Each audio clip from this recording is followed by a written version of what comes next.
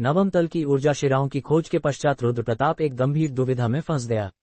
यदि यह समय कुछ और होता, यदि परिस्थितियां थोड़ी अनुकूल होती, तो वह बिना किसी संकोच के अपने भूल भुलैया की रक्षा में तैनात समस्त सैनिक शक्तियों को पुनः तैनात कर देता और उन अमूल्य डाउन जेम शिराओं की सुरक्षा सुनिश्चित करता। किंतु वर्तमान स्थिति पूर्णतः भिन्न थी। उसकी अधिकांश श्रेष्ठ सैन्य टुकड़ियां पहले ही नष्ट हो चुकी थीं, और ग्रैंड भूल भुलैया स्वयं ऊर्जा संतुलन के एक नाजुक चरण में प्रवेश कर चुकी थी।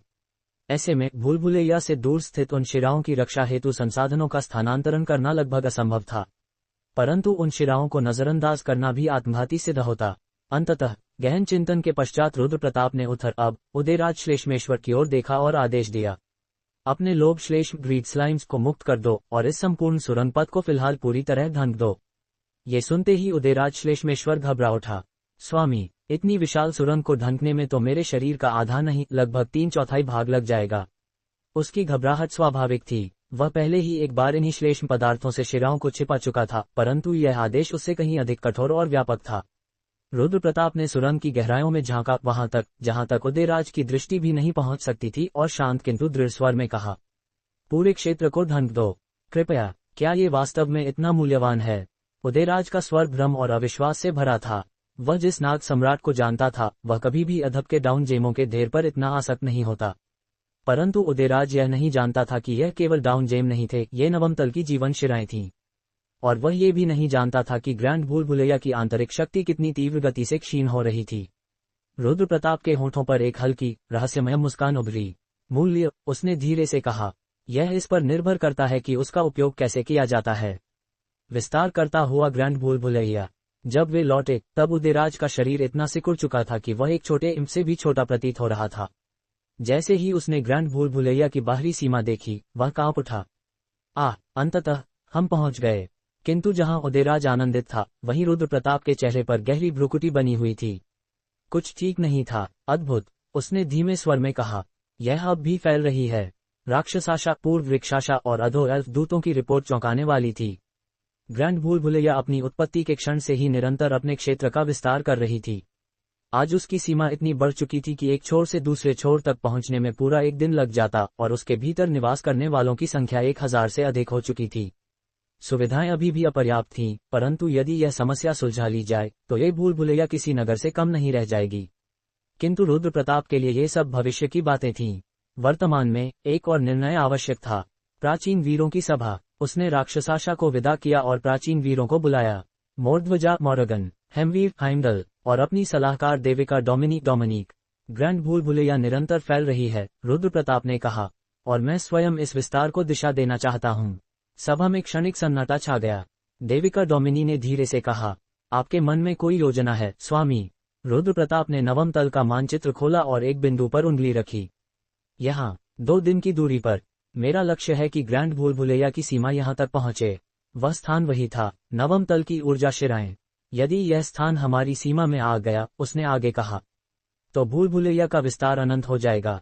मोआई, वे अभिशप्त प्राणी डाउन जेम की गंध के पीछे अंधों की तरह दौड़ते थे। यदि शिराएं भूल भुलैया के भीतर आ गईं, तो वे स्वयं चलकर ऊर्जा बन जाएंगे।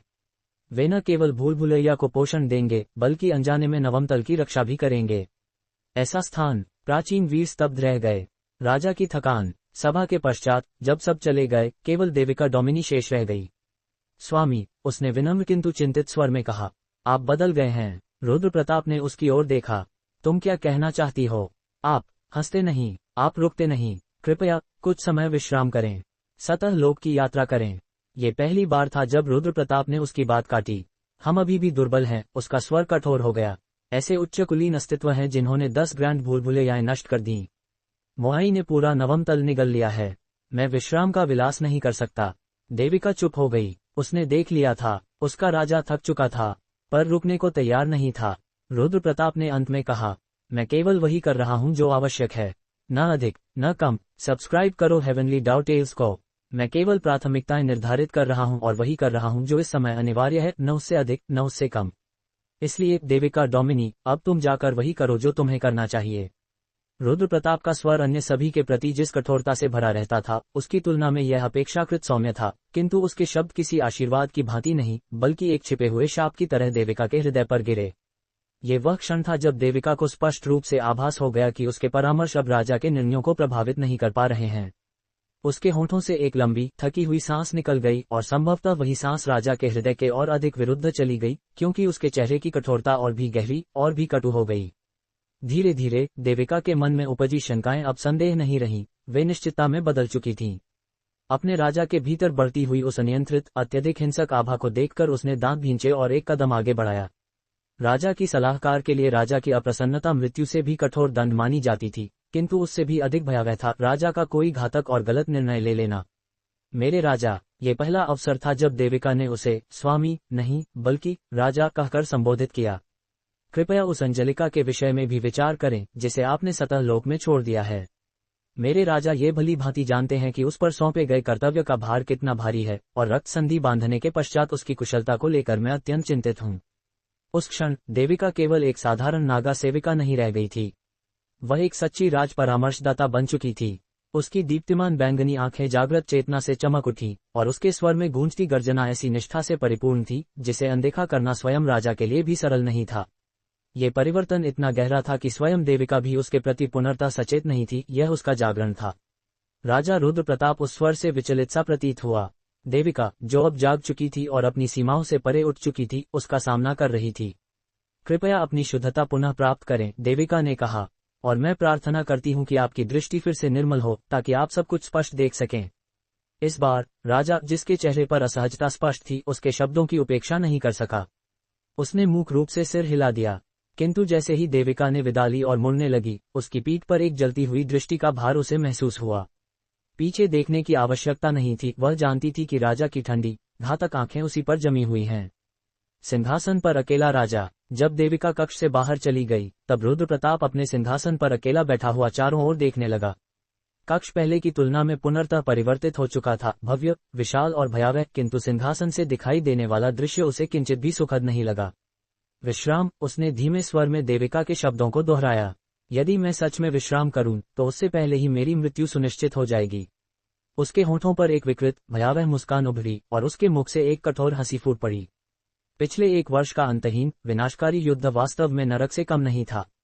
अनगिनत दिनों तक, जब वह केवल स्वयं पर और अपने नागाओं पर ही भरोसा कर सकता था, तब अधीनस्थों और सहयोगियों के बीच का अंतर पूरी तरह अर्थहीन हो चुका था।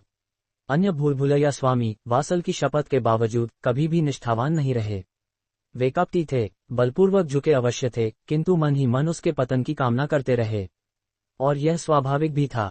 इस अधोलोक में, जहां अस्तित्व ही सबसे बड़ा गुण था, रुद्र प्रताप के पास अत्यधिक शक्ति थी।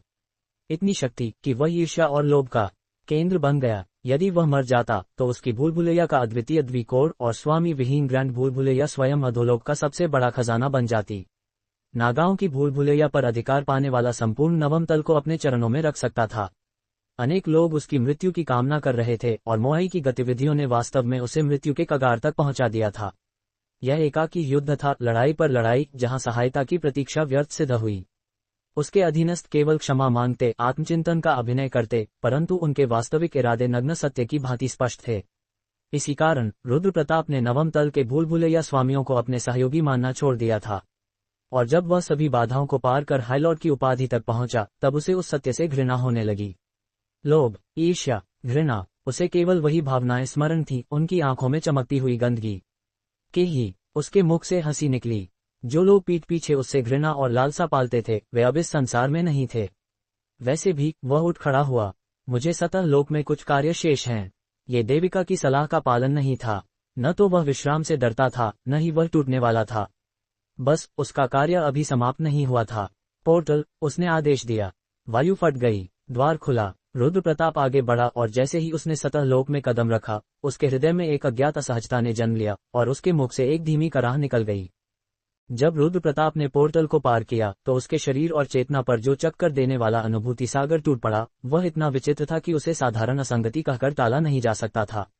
उसका मस्तिष्क धुंधलाने लगा, चेतना जैसे किसी स्वप्न जगत में फिसलती चली गई, जहां यथार्थ और कल्पना की सीमाएं आपस में घुलकर एक विकृत, भयावह धुंध में बदल जाती हैं। उसके मुख से एक पीड़ादायक कराह निकल पड़ी, पर तभी उसके भीतर एक सिहरन दौड़ी। यह अनुभूति, यह आतंक, यह असहजता, दुष्स्वप्न, उसने बुदबुदाते हुए कहा। ये वही अनुभूति थी जो उसने कभी देनारियन के साथ अपने जबरन हुए संपर्क के पश्चात अनुभव की थी। परंतु अजीब बात यह थी कि डेनारियन से मिलने के बाद उसने न कभी निद्रा ली थी, न ही किसी दुष्स्वप्न का अनुभव किया था। फिर भी जो भावनाएं अब उसके भीतर उमड़ रही थीं, वे आश्चर्यजनक रूप से डेनारियन के दुष्स्वप्नों से मेल खा रही थीं। धिक्कार है, रुद्र प्रताप ने दांत भींचते हुए शाप दिया। वह मूर्ख नहीं था, और इसी कारण वह इस विचित्र घटना के मूल कारण को समझने में सक्षम था। ग्रैंड भूल भुलैया, अधोलोक की यह अद्वितीय राक्षसी सत्ता किसी प्रकार उसके अस्तित्व में हस्तक्षेप कर चुकी थी, और अब जब वह सतह लोक में लौट आया था तो वह सहज ही अनुभव कर सकता था कि उसके और ग्रैंड भूल भुलैया के बीच छिपा हुआ बंधन क्षीण हो चुका है, और इसी कारण वह उस दुष्स्वप्न से जाग पाया। हे देवता, उसका संपूर्ण शरीर कांप उठा, रोम रोम में सिहरन दौड़ गई, त्वचा सिकुड़ गई और रीढ़ की हड्डी में बर्फ सी ठंडक उतर आई। उसे ऐसा प्रतीत हुआ मानो वह किसी गहरी खाई के किनारे खड़ा हो और जरा सी चूक उसे अंधकार में धकेल देगी। अब ये स्पष्ट हो चुका था कि न तो हजारों दैत्य, न ही अनगिनत मोआई उस राक्षस के लिए पर्याप्त थे। वह अब अपने ही स्वामी की आत्मा को निगलने का प्रयास कर रहा था। ग्रैंड भूल भुलैया उसकी कल्पना से कहीं अधिक भयावह थी। यह विशाल, छिपकर वार करने वाला दानव लोभ का सजीव अवतार था। प्रणाली का उद्घोष, copy code. High Lord Rudra Pratap ने ग्रैंड भूल भुलैया का वास्तविक नाम जान लिया है। आपके निर्णय शांति की अपेक्षा हिंसा से और सामंजस्य की अपेक्षा वर्चस्व से संचालित रहे हैं। आप एक उग्र योद्धा और लोभी शासक हैं। आप वह भय हैं जो अपने पथ में सब कुछ जला देता है, और वह लोभ है जो सब कुछ निगल जाता है। ग्रैंड भूल भुलैया का जन्म आपके प्रभाव से हुआ है।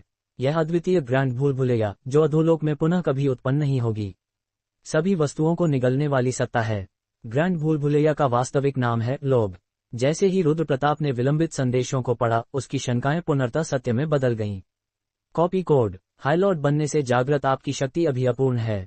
फिर भी आपके द्वारा सृजित लोभ की ग्रैंड भूल भुलैया 10 प्राचीन अधिपतियों की ग्रैंड भूल भुलैयाओं के समकक्ष है। यदि आपने शीघ्र ही इस शक्ति असंतुलन को नियंत्रित नहीं किया, तो आपकी चेतना इस लोभी ग्रैंड भूल भुलैया द्वारा निगल ली जाएगी। प्राचीन अधिपतियों के अंश एकत्र करें, या प्राचीन शक्ति खंडों को प्राप्त करें। यही एकमात्र मार्ग है जिससे आप इस राक्षस को झुका सकते हैं। रुद्र प्रताप के पास अब एक ऐसा दानव था जिसे वह अकेले नियंत्रित नहीं कर सकता था। गहरी सांस लेकर उसने अपने विचारों को स्थिर किया। यद्यपि वह अभी अभी इस उन्मत्त राक्षस द्वारा निगले जाने से बाल बाल बचा था, फिर भी सब कुछ निराशाजनक नहीं था। कम से कम अब उसके पास ग्रैंड भूल भुलैया को नियंत्रित करने का मार्ग था। और जैसे ही उसका मन शांत हुआ, उसके आगे का पथ स्पष्ट हो गया। उस्तुस जैसे अस्तित्वों को खोजो, प्राचीन अधिपतियों के अंशों को आत्मसात करो, उच्च कुलीनों की मुहरें प्राप्त कर प्राचीन शक्ति खंडों को निगलो, और अपनी शक्ति को इतना बढ़ाओ कि यह अवज्ञाकारी राक्षस स्वयं घुटनों पर आ जाए।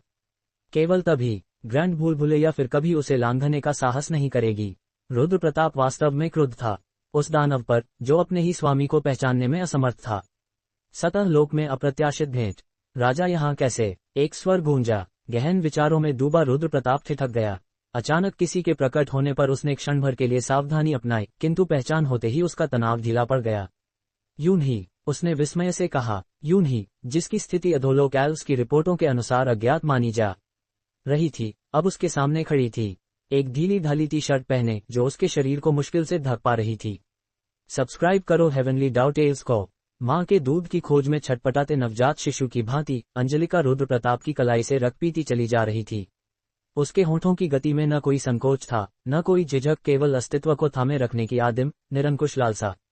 उसके पहले से ही मुरझाए हुए पीतवर्ण बाल क्षणों में पुनः जीवंत हो उठे और सोने की भांति दमकने लगे। उसके धसे हुए गाल और बुझी हुई पलकों में फिर से जीवन की चमक लौट आई। फिर भी वह नहीं रुकी, और रुद्र प्रताप ने भी उसे रोकने का कोई प्रयास नहीं किया।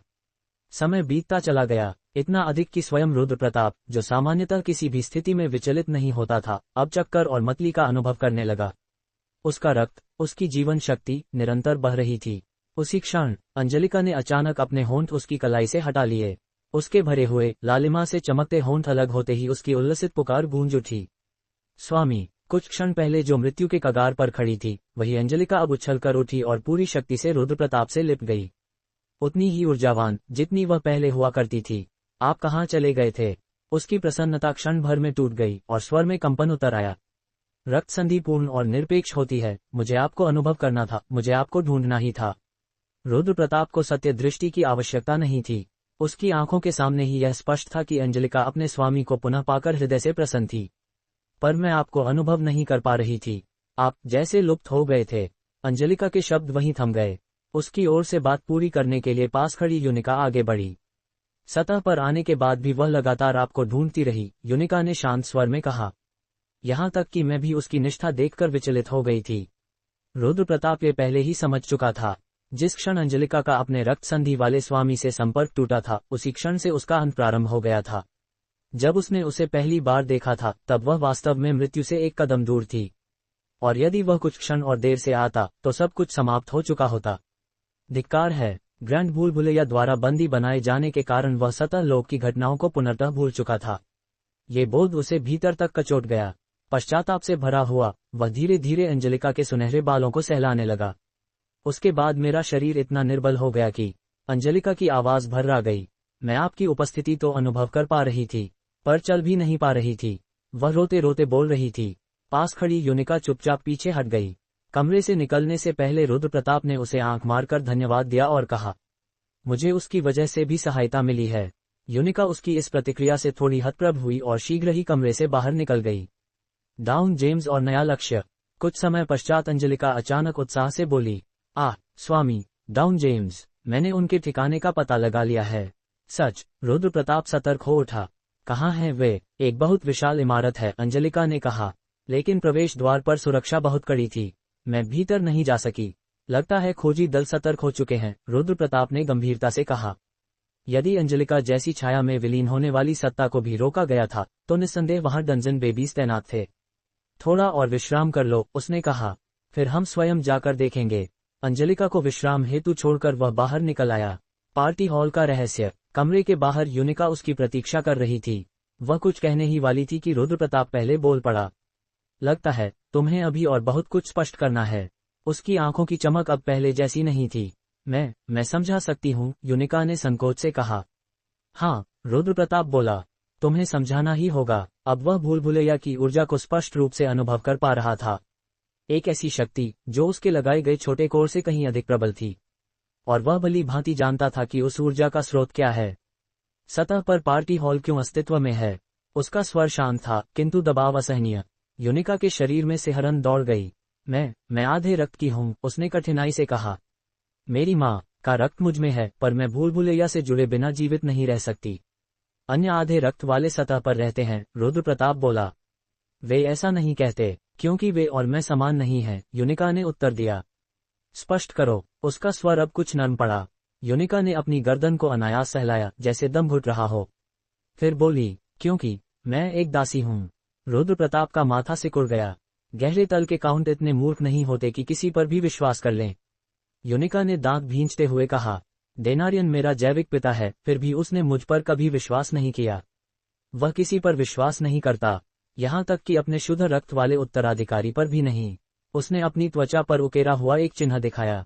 यह उत्तराधिकारी की मुहर है, उसने कहा, पर यह गर्व नहीं, ये दास्ता की मुहर है। यदि हम संचालक की इच्छा का विरोध करें, उसकी आवाज ठंडी हो गई, तो एक अभिशाप हमारे शरीर को सड़ाने लगता है। अब रुद्र प्रताप सचमुच चकित था। इससे मुक्त होने का एकमात्र उपाय, यूनिका ने शांत मुस्कान के साथ कहा, या तो मेरा मरना है, या डेनारियन का, या फिर उस अभिशाप की सीमा से बाहर निकल जाना। अब सब स्पष्ट था, सौदा और नई शुरुआत। यूनिका घुटनों पर बैठ गई। कृपया मेरी सहायता कीजिए। उस क्षण रुद्र प्रताप को उसमें अपना अतीत दिखाई दिया। एक निर्बल, अधोलोक से भागने की कोशिश करता अस्तित्व। क्या यह अंजलिका के जीवन की कीमत है? उसने पूछा। वह पहले ही निर्णय ले चुका था, पर अधोलोक में सहायता कभी निःशुल्क नहीं होती। मैं सहायता करूंगा, उसने कहा, पर मूल्य पर। जो भी होगा मैं चुकाऊंगी। यूनिका ने सिर झुका दिया। मैं किसी को बुलाऊंगा, रुद्र प्रताप बोला, तुम्हारी भूल भुलैया को दबाने के लिए। यह विरोधाभासी लगेगा, पर इससे अनचाही निगाहें दूर रहेंगी। फिर उसने जोड़ा, और मैं अपनी भूल भुलैया तुम्हारे पार्टी हॉल के पास ही बनाऊंगा। सौभाग्य से ग्रैंड भूल भुलैया की लालसा से बचा हुआ एक अंतिम भूल भुलैया कोर अभी उसके पास था। 1 वर्ष से उसने उसे सबसे बुरे समय के लिए बचाकर रखा था, और अब वह समय आ चुका था। महाभूल भुलैया की असीम और असंतृप्त लालसा अभी तक सतह लोक तक नहीं पहुंच सकी थी। सतह पर रोपा गया भूल भुलैया कोर पुनर्तः सक्रिय था, और उसकी संभावनाएं किसी भी दृष्टि से तुच्छ नहीं थी, क्योंकि वही कोर रुद्र प्रताप के लिए अंतिम आश्रय था यदि कभी नागा दुर्ग नष्ट हो जाता। उसके दृष्टिकोण से यह एक असाधारण, यद्यपि अनपेक्षित घटनाक्रम था। वह तत्काल उस भूल भुलैया को उसकी अधिकतम सीमा तक विकसित करना चाहता था, किंतु उसने स्वयं को रोका। वर्तमान में वह भूल भुलैया भले ही क्षीण उपस्थिति रखती हो, पर भविष्य में ऐसा नहीं रहने वाला था। यहाँ तक कि भूल भुलैया का उन्नयन भी बिना तैयारी के संभव नहीं था। इसी कारण उसे अधोलोक लौटना आवश्यक था, क्योंकि उन्नयन हेतु आवश्यक डाउन जेम्स केवल वहीं उपलब्ध थे। जिस क्षण रुद्र प्रताप ने पोर्टल पार किया, उसका सामना डोमिनिका से हो गया। सामान्यतः वह उसे देखकर उज्ज्वल मुस्कान के साथ दौड़ती हुई आती थी, किंतु इस बार उसने दौड़ना तो दूर, आगे बढ़ने का साहस तक नहीं किया। वह एक कदम पीछे हट गई और आंखें फेर लीं। स्पष्ट था कि पिछली बातचीत ने उसके हृदय पर गहरी खटास छोड़ दी थी और वह भीतर ही भीतर आहत थी। रुद्र प्रताप को यह अनुभूति हो गई कि यदि उसने स्थिति को यथावत छोड़ दिया तो डोमिनिका कभी स्वयं पहला कदम नहीं उठाएगी और यूं ही अनंत काल तक वहीं खड़ी रह जाएगी। डोमिनिका। अंततः उसने आगे बढ़ते हुए उसका नाम पुकारा। डोमिनिका उसकी ओर लपकी, किंतु कुछ ही कदम चलकर पुनः रुक गई। स्वामी, उसने निर्जीव से स्वर में उत्तर दिया और सिर झुका लिया। रुद्र प्रताप देख सकता था कि वह अपने होंठ कसकर भींचे हुए थी। स्वामी। अचानक डोमिनिका की आंखों में दृढ़ संकल्प की ज्वाला प्रज्वलित हो उठी, मानो उसने किसी निर्णय पर पहुंच लिया हो। संभवतः वह अब भी यही मान रही थी कि रुद्र प्रताप महाभूल भुलैया के प्रभाव में जकड़ा हुआ है। यह अनुमान लगाते हुए कि वह फिर से उसे समझाने या टोकने लगेगी, रुद्र प्रताप ने एक विस्तृत मुस्कान बिखेर दी। डोमिनिका जैसे ही बोलने ही वाली थी, उसकी मुस्कान देखकर उसका चेहरा शून्य हो गया। धन्यवाद, रुद्र प्रताप ने शांत स्वर में कहा। तुमने मेरा मन स्पष्ट करने में मेरी सहायता की। मुझे क्षमा करो, मैं गलत था, मैं अपराधी हूँ। इनमें से किसी की आवश्यकता नहीं थी, केवल धन्यवाद ही पर्याप्त था। डोमिनिका पलकें झपकाती रह गई, जैसे वह अभी भी समझने का प्रयास कर रही हो कि यह सब क्या हो रहा है। धन्यवाद, रुद्र प्रताप ने पुनः कहा। यदि तुम न होती, डोमिनिका, तो स्थिति वास्तव में विनाशकारी हो जाती। अब जाकर डोमिनिका को उसकी बात का अर्थ समझ आया। उसकी आंखें भर आई और वह जैसे टूटी पड़ने वाली थी। स्वामी। इस बार उसके स्वर में पहले जैसी उदासी नहीं थी, उसकी आंखें विस्फारित थीं और वह बोली, मैं अपने शब्दों में मर्यादा भूल बैठी थी और मुझे भय था कि स्वामी अब मुझे देखना भी नहीं चाहेंगे। रुद्र प्रताप को स्वयं भी स्पष्ट स्मरण नहीं था कि उस दिन उसने किस प्रकार की दृष्टि से डोमिनिका को देखा था। वह अब महाभूल भुलैया के प्रभाव से मुक्त हो चुका था, किंतु उस क्षण की अनुभूतियां धुंधली थीं। फिर भी इतना निश्चित था कि उस समय डोमिनिका ने उससे उस प्रकार बात करने के लिए असाधारण साहस और दृढ़ता दिखाई थी। उस क्षण वह उसे किसी छोटे से शिशु कुत्ते की भांति प्रतीत हो रही थी, डरी हुई, कांपती हुई और इस भय से व्याकुल कि यदि उसे त्याग दिया गया तो उसका अस्तित्व ही समाप्त हो जाएगा। धन्यवाद, रुद्र प्रताप ने एक बार फिर कहा। नहीं, डोमिनिका ने तुरंत उत्तर दिया, मुझे आपको धन्यवाद देना चाहिए। आपके लौट आने के लिए धन्यवाद, और सबसे बढ़कर स्वामी के रूप में लौटने के लिए धन्यवाद। उसकी निस्वार्थ निष्ठा और अटूट सेवा भाव ने रुद्र प्रताप के हृदय को गर्माहट से भर दिया। उसी क्षण एक दिव्य संदेश उसके चेतन में उभरा। राजा की सलाहकार डोमिनिका की सलाह सुनने में असहज थी, किंतु अनिवार्य भी। आप महाभूल भुलैया की लालसा में डूब चुके थे और अपनी चेतना खो बैठे थे, किंतु आपने बुद्धिमानी से अपनी सलाहकार की बात सुनी। इसके परिणाम स्वरूप आपने महाभूल भुलैया की कुटिल प्रकृति को समझ लिया है और उससे सतर्क हो गए हैं, साथ ही उसे परास्त करने का एक सूत्र भी प्राप्त किया है। बुद्धिमान राजा और उसकी निष्ठावान सलाहकार की यह कथा अधोलोक में युगों तक सुनाई जाएगी। सबसे उत्तम सलाह भी व्यर्थ होती है यदि वह राजा तक न पहुंचे, परंतु डोमिनिका ने अपना कर्तव्य पूर्ण किया और आपको इस संकट से बाहर निकालने में सफल रही। राजा की सलाहकार डोमिनिका की क्षमताएं एक स्तर बढ़ गई हैं। डोमिनिका ने एक नई विशेष क्षमता प्राप्त की है। विशेष क्षमता जागरण सक्रिय हो चुकी है। अब से उसकी सलाह हर परिस्थिति में सीधे आपके चेतन तक पहुंचेगी। यहाँ तक कि यदि आप पुनः महाभूल भुलैया की लालसा में डूब जाएं, तब भी उसकी सलाह आपको जागृत कर देगी। डोमिनिका और रुद्र प्रताप दोनों के मुंह से एक साथ यह स्वर निकला। रुद्र प्रताप जहां इस अचानक प्रकट संदेश से चकित था, वहीं उसने देखा कि डोमिनिका भी हल्का सा कांप उठी थी। संभवतः उसने अपने शरीर में हुए सूक्ष्म परिवर्तन को अनुभव किया था। बधाई हो डोमिनिका, रुद्र प्रताप ने कहा। यह क्या हो रहा है? डोमिनिका ने विस्मय से पूछा। अब उसका स्वर पहले से कुछ भिन्न था, अधिक गूढ़, अधिक शांत और सुनने मात्र से ही मन को स्थिर कर देने वाला। किंतु ये शांति क्षणिक सिद्ध हुई। रुद्र प्रताप को पुनः अपनी चेतना पर किसी बाहरी प्रभाव का आभास होने लगा। उसने तुरंत संक्षेप में स्थिति स्पष्ट की। भूल भुलैया स्वयं स्वामी को नियंत्रित करने का प्रयास कर रही है। डोमिनिका स्तब्ध रह गई। उसके लिए यह विश्वास करना कठिन था कि महाभूल भुलैया ने अपना स्वयं का अहम विकसित कर लिया है। इसलिए रुद्र प्रताप ने कहा, मुझे कुछ समय तक वापस नहीं आना चाहिए। अभी भी कुछ मेरे मन को प्रभावित कर रहा है, और यदि मैं अधिक देर रुका तो पिछली बार की तरह स्वयं को खो सकता हूँ। उसे पहले अपनी शक्ति बढ़ानी थी, प्राचीन अधिपतियों के अवशेष और कुलीन मुहरों को एकत्र कर। इसलिए मुझे तुम्हारी सहायता चाहिए, डोमिनिका। अब उसे अधिक समझाने की आवश्यकता नहीं थी। डोमिनिका पहले से ही डाउन जेम्स से लेकर आह्वान शिलाओं तक सब कुछ एकत्र कर चुकी थी, पर उसने उन्हें सौंपने का कोई संकेत नहीं दिया। डोमिनिका, रुद्र प्रताप ने प्रश्न किया। मैं आपके साथ चलूंगी, उसने अप्रत्याशित रूप से कहा। यदि आप सतह की भूल भुलैया को विकसित करने के लिए गंभीर हैं, उसने दृढ़ स्वर में जोड़ा, तो वहां एक और व्यक्ति के लिए स्थान अवश्य होगा। यदि तुम नहीं रही तो महाभूल भुलैया का ध्यान कौन रखेगा? रुद्र प्रताप ने कहना चाहा। यदि वह स्वयं स्वामी को निगलने का प्रयास कर चुकी है, डोमिनिका ने बीच में ही कहा, तो मैं वहां रहकर क्या कर लूंगी? मेरा साथ जाना ही सर्वोत्तम है। वह पुनर्तः सही थी। किसी भी स्थिति में, डोमिनिका ने कहा, मोरिका और राक्षसा सब संभाल लेंगी। पहले रुद्र प्रताप इसे अस्वीकार कर देता, पर अब वह मोरिका की निष्ठा पर विश्वास कर सकता था। अंततः, ओह, उसने कराहते हुए कहा, ठीक है, जैसा तुम चाहो। अनुमति मिलते ही डोमिनिका के चेहरे पर राहत फैल गई। सब्सक्राइब करो हेवनली टेल्स को। डोमिनिका के चेहरे पर अंततः तनाव की रेखाएं ढीली पड़ गईं और उसने राहत की एक गहरी सांस ली। यद्यपि उसने अपने मत को अत्यंत दृढ़ता से रखा था, फिर भी उसके भीतर यह भय छिपा था कि कहीं उसका स्वामी उसे अस्वीकार न कर दे। वास्तव में उसकी घबराहट इतनी स्पष्ट थी कि वह रुद्र प्रताप से पहले ही पोर्टल पार कर गई, जबकि रुद्र प्रताप के पास अभी कुछ आवश्यक कार्य शेष थे। लगता है वह सचमुच बहुत चिंतित थी। रुद्र प्रताप ने हल्की हंसी के साथ बुदबुदाया। उसे ऐसा प्रतीत हुआ मानो डोमिनिका को डर हो कि यदि वह एक पल भी रुकी तो उसका स्वामी अपना निर्णय बदल सकता है और उसे पीछे छोड़ सकता है। परंतु अगले ही क्षण उसकी चेतना पर फिर से दबाव पड़ने लगा। महाभूल भुलैया की अदृश्य पकड़ उसे पुनः जकड़ने का प्रयास कर रही थी। उसने समय न गंवाते हुए शेष कार्य शीघ्रता से निपटाने का निश्चय किया। ली जुनयंग को ढूंढना कठिन नहीं था। वह उसी कक्ष में थी जो उसे आरंभ में दिया गया था और उसने वहां से एक कदम भी बाहर नहीं रखा था। जिनवू, उसे देखते ही वह चौंक उठी। मुझे लगता है कि मैं कुछ समय तक वापस नहीं आ पाऊंगा, रुद्र प्रताप ने शांत स्वर में कहा। उसके दृष्टिकोण से सोचते ही रुद्र प्रताप के हृदय में अपराध बोध की एक हल्की टीस उठी। अधोलोक में उसे लाने वाला वही था और इस कारण उसका उत्तरदायित्व भी उसी पर आता था। क्या आप फिर से लड़ने जा रहे हैं? ली जुनयंग ने पूछा। कुछ वैसा ही समझ लो, रुद्र प्रताप ने उत्तर दिया। महाभूल भुलैया के जन्म के साथ ही ली जुनयंग को डाउन जेम्स की लत से मुक्ति मिल चुकी थी, और उससे भी बढ़कर उसकी स्मृतियां सुरक्षित थीं। उसके चेहरे पर चिंता स्पष्ट झलक रही थी, मानो उसे वह पिछला अवसर स्मरण हो जब रुद्र प्रताप मोआई से युद्ध के लिए निकलने से पहले उससे मिला था। कृपया सावधान रहिए, उसने धीरे से कहा, और बहुत देर मत करिए। आपने अभी तक मुझे यह नहीं बताया कि मुझे आगे क्या करना चाहिए।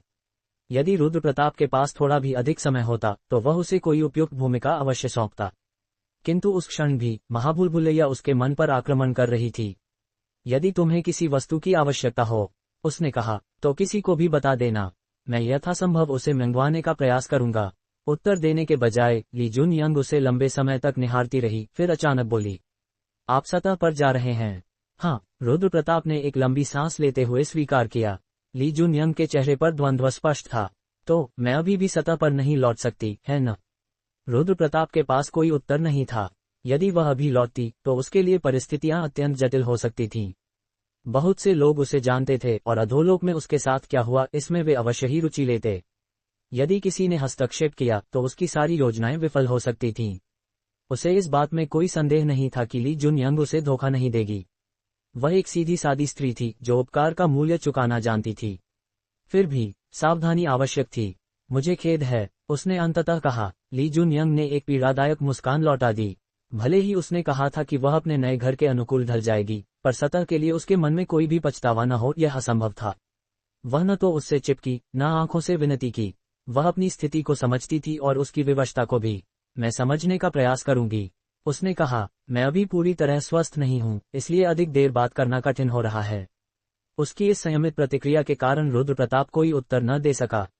यदि तुम्हें किसी भी चीज की जरूरत पड़े, उसने विदा लेते हुए कहा, तो किसी से भी कहना, वे अवश्य सहायता करेंगे। वह मुड़ा और चला गया, अपने उलझे हुए भावों को भीतर ही छिपाए हुए।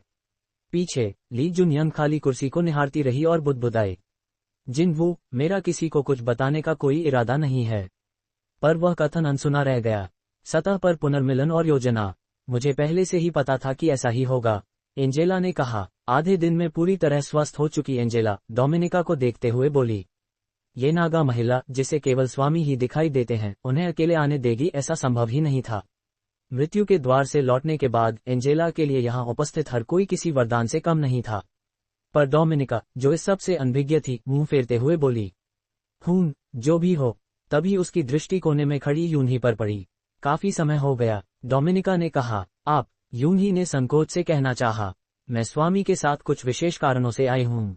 डोमिनिका ने उसे रोकते हुए कहा, इतना जानना पर्याप्त है। कुछ देर बाद रुद्र प्रताप भी पोर्टल पार कर आया और स्थिति को संक्षेप में स्पष्ट किया। अभी भूल भुलैया को उन्नत मत करो, उसने कहा। पहले आसपास निर्माण करना होगा ताकि ऊर्जा बाहर न रिसे। लेकिन यहाँ हमारे पास नागा श्रमिक नहीं हैं, डोमिनिका ने कहा। इतना काम हमारे लिए कठिन होगा। डोमिनिका और यूनही दोनों बुद्धिमान थी, किंतु सतह लोक के जीवन से अपरिचित। हमें स्वयं काम करने की आवश्यकता नहीं, रुद्र प्रताप ने कहा। तो फिर कैसे? दोनों ने एक साथ पूछा। उनकी विस्फारित आंखों को देखकर रुद्र प्रताप ने गहरी सांस ली। यहाँ एक ऐसी वस्तु है, उसने शांत स्वर में कहा, जो हर समस्या का समाधान कर देती है।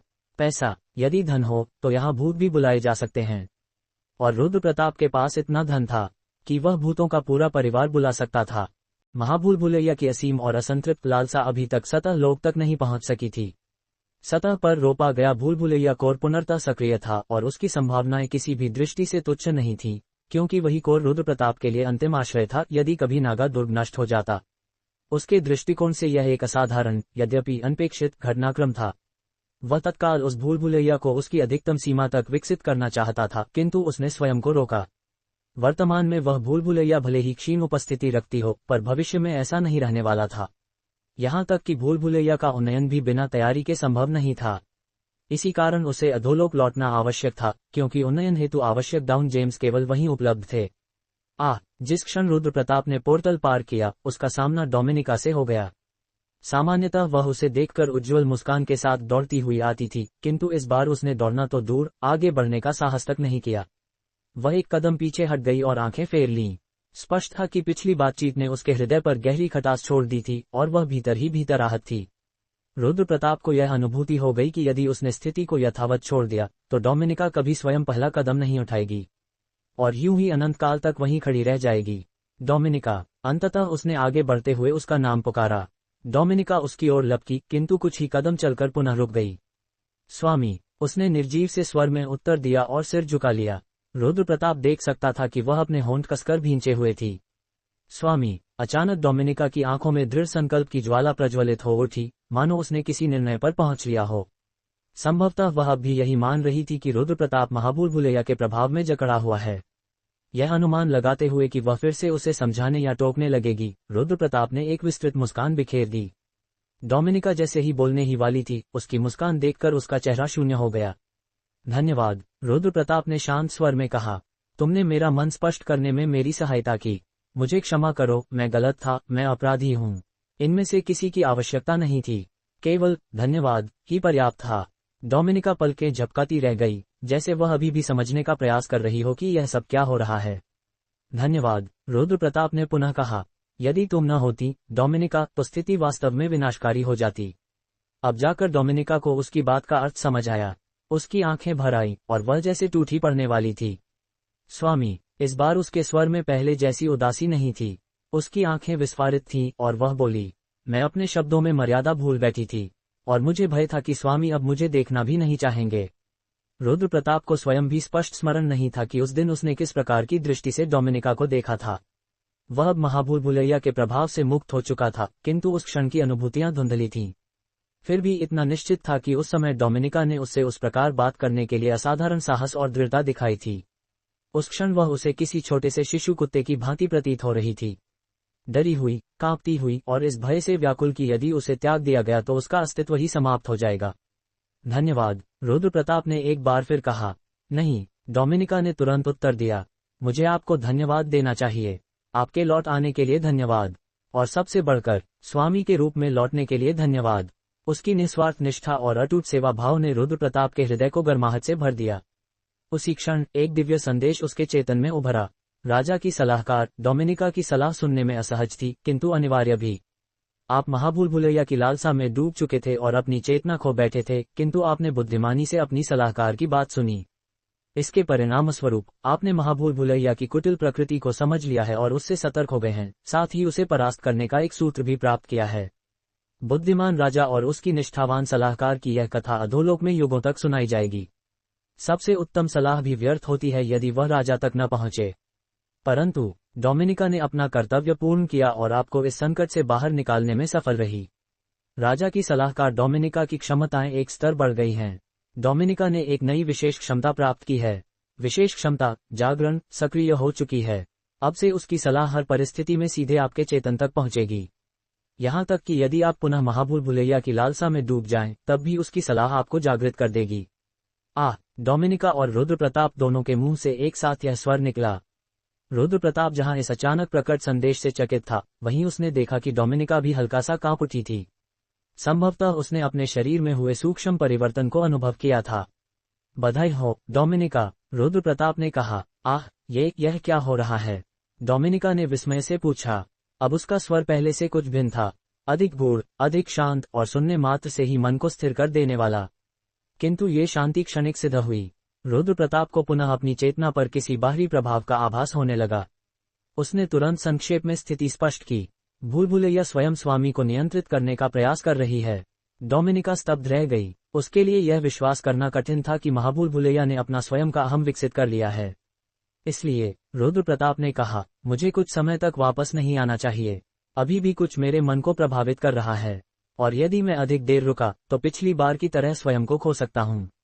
उसे पहले अपनी शक्ति बढ़ानी थी, प्राचीन अधिपतियों के अवशेष और कुलीन मुहरों को एकत्र कर। इसलिए मुझे तुम्हारी सहायता चाहिए डोमिनिका। अब उसे अधिक समझाने की आवश्यकता नहीं थी। डोमिनिका पहले से ही डाउन जेम्स से लेकर आह्वान शिलाओं तक सब कुछ एकत्र कर चुकी थी, पर उसने उन्हें सौंपने का कोई संकेत नहीं दिया। डोमिनिका, रुद्र प्रताप ने प्रश्न किया।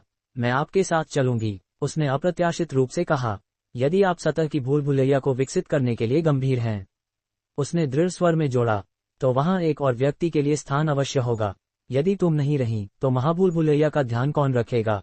रुद्र प्रताप ने कहना चाहा। यदि वह स्वयं स्वामी को निगलने का प्रयास कर चुकी है, डोमिनिका ने बीच में ही कहा, तो मैं वहां रहकर क्या कर लूंगी? मेरा साथ जाना ही सर्वोत्तम है। वह पूर्णतः सही थी। किसी भी स्थिति में, डोमिनिका ने कहा, मोरिका और राक्षसा सब संभाल लेंगी। पहले रुद्र प्रताप इसे अस्वीकार कर देता, पर अब वह मोरिका की निष्ठा पर विश्वास कर सकता था। अंततः उसने कराहते हुए कहा, ठीक है, जैसा तुम चाहो। अनुमति मिलते ही डोमिनिका के चेहरे पर राहत फैल गई। विदा, संकल्प और सतह की तैयारी।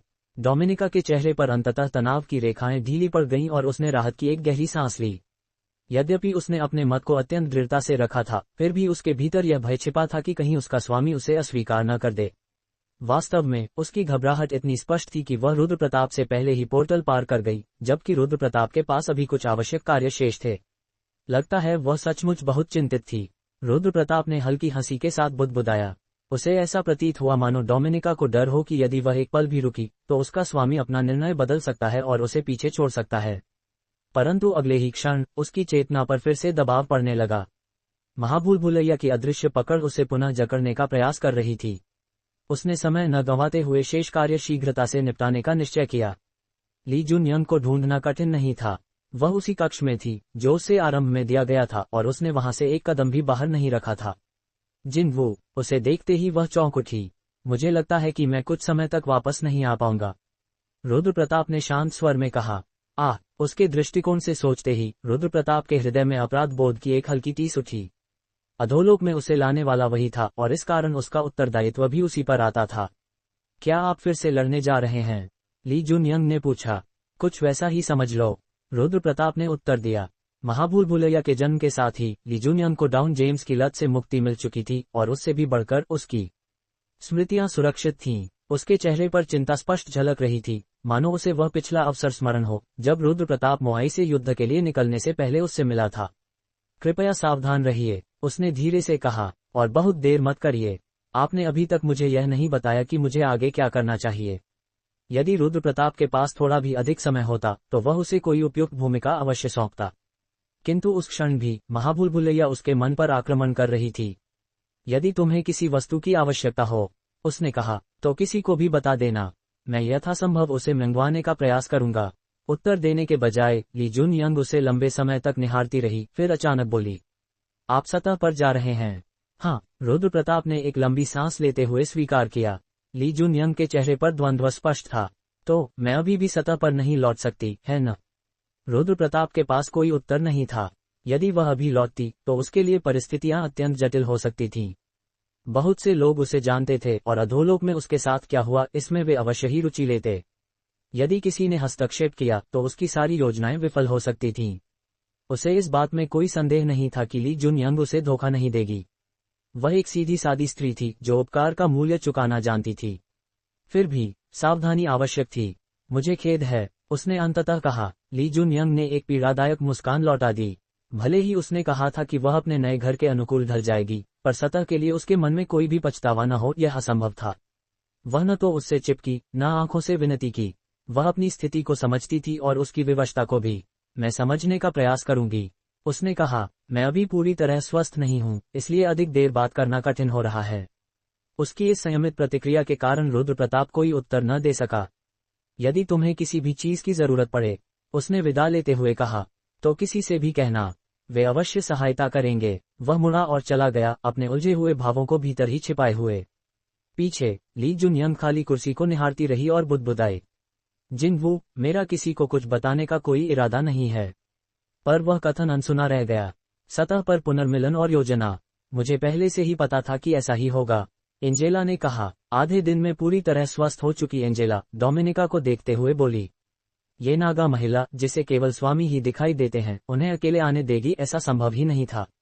मृत्यु के द्वार से लौटने के बाद एंजेला के लिए यहाँ उपस्थित हर कोई किसी वरदान से कम नहीं था। पर डोमिनिका, जो इस सब से अनभिज्ञ थी, मुंह फेरते हुए बोली, जो भी हो। तभी उसकी दृष्टि कोने में खड़ी यूनही पर पड़ी। काफी समय हो गया, डोमिनिका ने कहा। आप? यूनही ने संकोच से कहना चाहा। मैं स्वामी के साथ कुछ विशेष कारणों से आई हूँ, डोमिनिका ने उसे रोकते हुए कहा।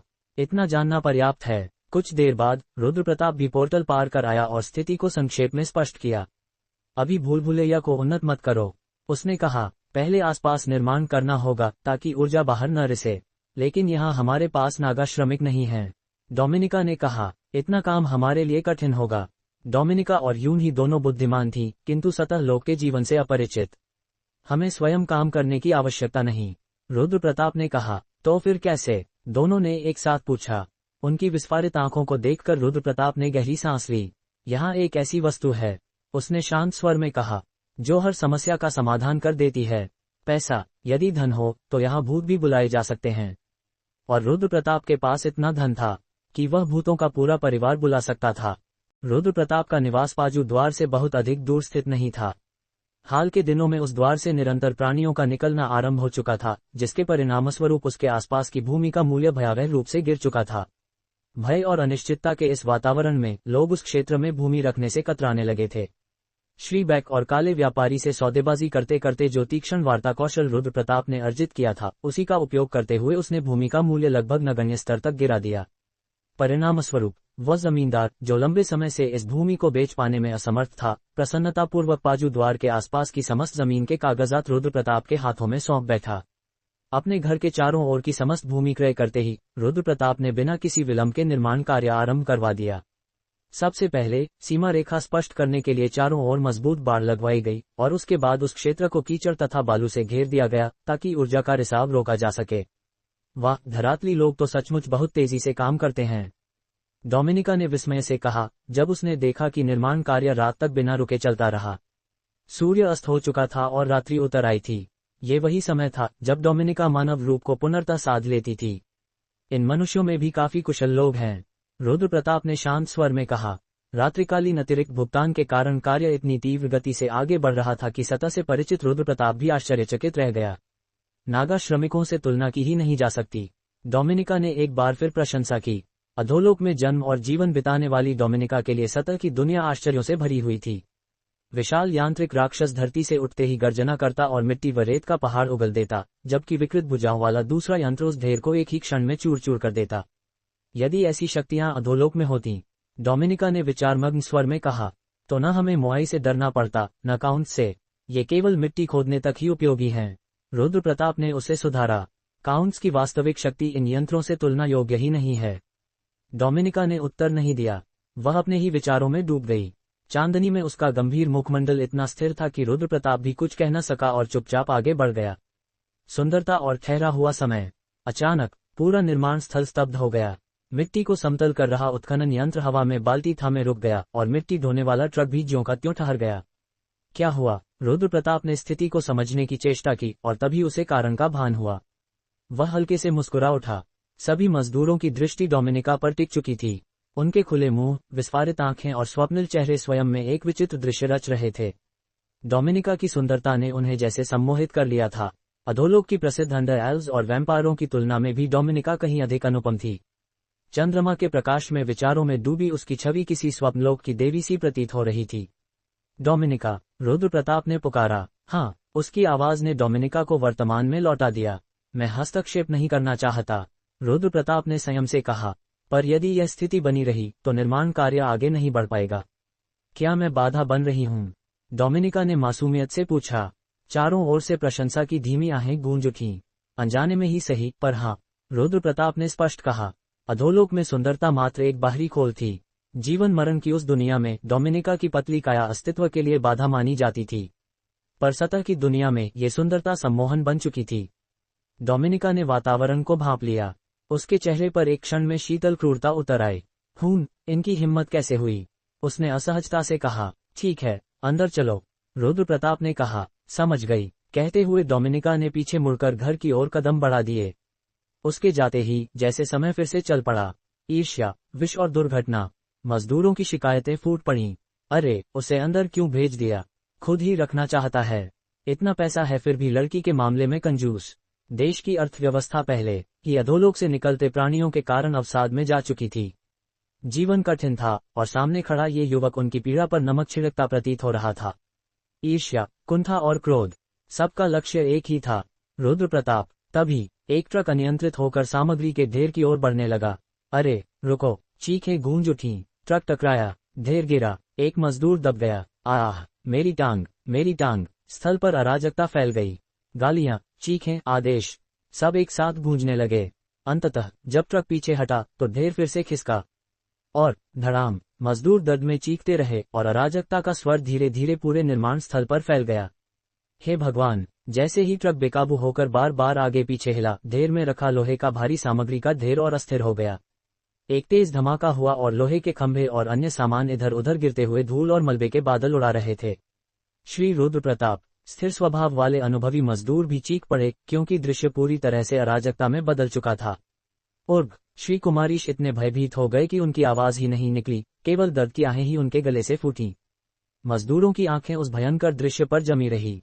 वे भय से पलकें बंद किए खड़े रहे, मानो आने वाले विनाश के लिए तैयार हों। थर्ड, पर जो आवाज उनके कानों में गूंजती वह अजीब थी। यदि कोई लोहे की ठोस नली के नीचे दबता तो गूंजती, भारी क्रशिंग आवाज आती, पर यह आवाज इतनी हल्की थी कि लगभग अनसुनी रही। आश्चर्यचकित होकर मजदूरों ने धीरे धीरे अपनी आंखें खोलीं। अरे, उनके सामने जो दृश्य उभर रहा था वह अविश्वसनीय था। सामग्री के ढेर के नीचे दबा हुआ उनका साथी नहीं, बल्कि रुद्र प्रताप खड़े होकर अपने दोनों हाथों से भारी लोहे के खंभों को थामे हुए थे। उपसी डेजी, रुद्र प्रताप ने हल्के स्वर में कहा, जैसे ये केवल खेल खेल में किया गया हो। मजदूरों के जबड़े खुल गए। वह दृश्य किसी सपने जैसा प्रतीत हो रहा था। उन्होंने देखा कि रुद्र प्रताप ने केवल कैजुअली खंभों को एक ओर धकेल दिया। क्रैश, खंभे एक दूसरे से टकराए और मिट्टी और धूल चारों ओर उड़ गई। कृपया तुरंत आपातकाल सेवा को बुलाएं, रुद्र प्रताप की कोमल पर प्रभावशाली आवाज ने सभी को झकझोर दिया। कुछ मजदूर अपने मोबाइल फोन निकाले और एम्बुलेंस के लिए कॉल करने लगे, तो कुछ ने दुर्घटना के जिम्मेदार ट्रक चालक श्री पंकज को खींचा। क्या यह पागल शराबी है क्या? नहीं, ये तो संभव नहीं। साले, तुमने निर्दोष इंसान को सीधे नरक में भेजने की कोशिश की। ट्रक चालक का चेहरा पूरी तरह लाल था और उसके बेतरतीब हिलने डुलने से स्पष्ट था कि वह अत्यधिक नशे में था। तुम्हें पता है, मैं बस एक गिलास पी गया था, बस एक ही, मैं नशे में नहीं था। क्या बकवास है, तुमने एक निर्दोष आदमी को मरते मरते भेज दिया, अब अपनी बात बंद करो। अंततः पुलिस ने मामले की जांच की। चौंकाने वाली बात यह थी कि श्री पंकज का रक्त में शराब का स्तर सामान्य था और दुर्घटना के लिए पर्याप्त नहीं। पर रुद्र प्रताप ने इस अजीब तथ्य पर ध्यान नहीं दिया। सतह पर दो भूल भुलैयाओं का प्रभाव। समय बीतता गया, पर निर्माण स्थल पर दुर्घटनाएं लगातार घटित होती रहीं।